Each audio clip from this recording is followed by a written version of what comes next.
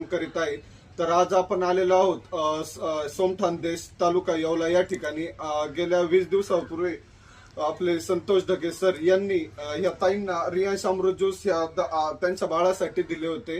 तर आपण ताईंनाच विचारूया, त्यांनी अमृत ज्यूस बाळाला कशासाठी चालू केले होते आणि अमृत ज्यूस देण्यापूर्वी बाळाला काय त्रास होता आणि अमृत ज्यूस दिल्यानंतर 20 दिवसामध्येच त्यांना काय रिझल्ट जाणवतोय.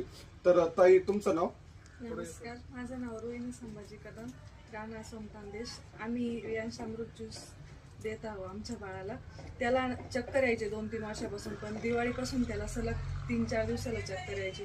जसं आम्ही रियांश ज्यूस चालू केलं तशी त्याचे चक्कर येणं कमी म्हणजे पूर्णच बंद झालेलं आहे. रियांश ज्यूसचा खूप फायदा आहे.